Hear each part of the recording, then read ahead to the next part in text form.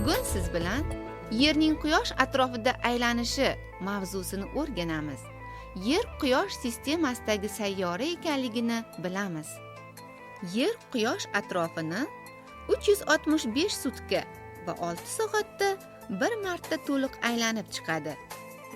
Hisobga to'g'ri bo'lsin deb 1 yil 365 kun deb qabul qilingan. Shunda har yili 6 soatdan yig'ilib 4 yilda 24 soat, ya'ni 1 sutka bo'ladi. Shuning uchun har 3 yildan keyin 4-yili 366 kun bo'ladi. Bu yil Kabisa yili deyiladi. Shu yili fevral oyi 28 kun emas, 29 kun hisoblanadi. Nega yil fasllari almashinib turadi? Quyosh atrofida aylanayotgan yer yilning turli vaqtlarida har xil, bir-biridan katta farq qiladigan holatlarga keladi. Shu hodisa yil fasllarining almashinib turishiga asosiy sabab bo'lmoqda. Iyun oyida shimoliy yarimsharlar Quyoshga ko'proq qarab turadi. 22-iyunni yozgi Quyosh turish kuni deyiladi. Quyosh ufq ustida eng baland ko'tariladi. Shimoliy yarimsharda yoz, janubiy yarimsharda esa qish bo'ladi.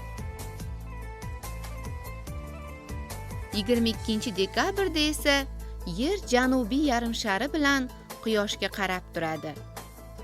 Shimoliy yarimsharda kun eng qisqa, tun esa eng uzun bo'ladi. Bu vaqtda janubiy yarimsharda yoz, shimoliy yarimsharda esa qish bo'ladi. 22-dekabrni Quyoshning qishki turish kuni deyiladi. 21-mart va 23-sentyabr kunlari esa Quyosh ikkala yarimsharlarni bir xilda yoritadi. Bu kunlarni bahorgi va kuzgi tengkunlik deyiladi. 21-mart kuni Quyosh to'g'ridan-to'g'ri ekvator ustida turgan bo'ladi va ikkala yarimsharni bir xilda yoritadi. Ikkala yarimsharlarda kun va tunning davomiyligi bir-biriga teng, ya'ni 12 soatdan bo'ladi. Bu kun bahorgi tengkunlik deyiladi.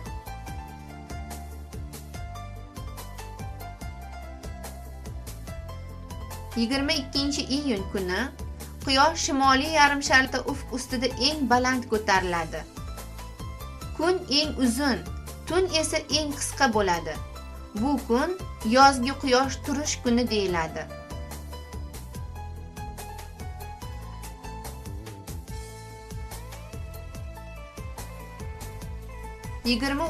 Sentyabr kuni Quyosh to'g'ridan-to'g'ri ekvator ustida turgan bo'ladi va ikkala yarimsharlarni bir xilda yoritadi.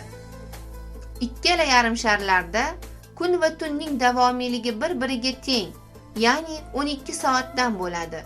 Bu kun kuzgi tengkunlik deyiladi.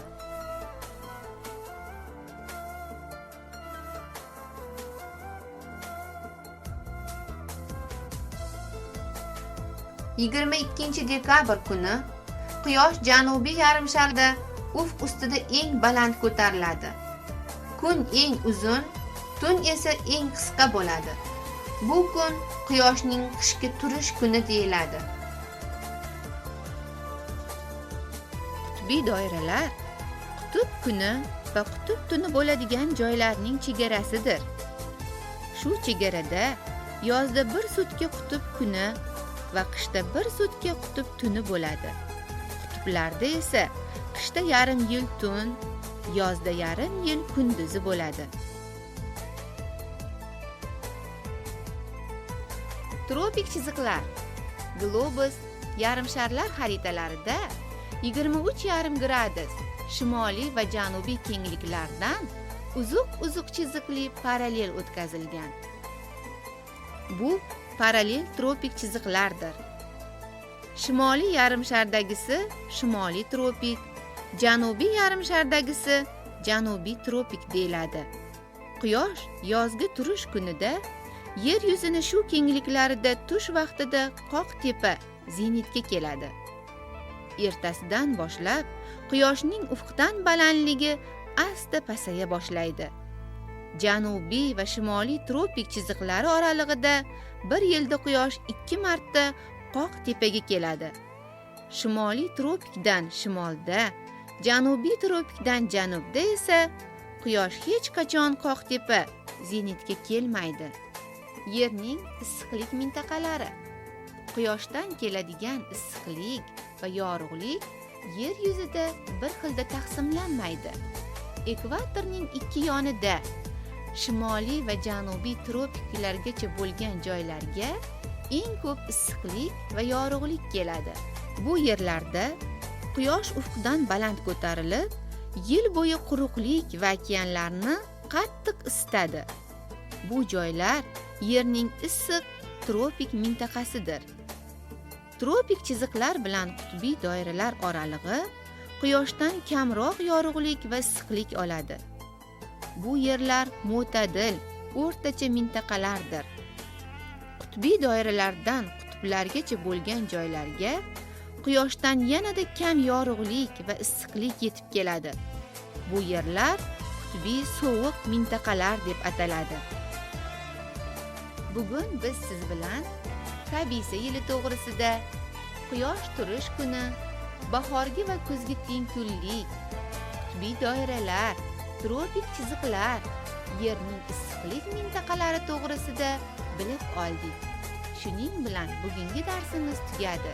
E'tiboringiz uchun rahmat.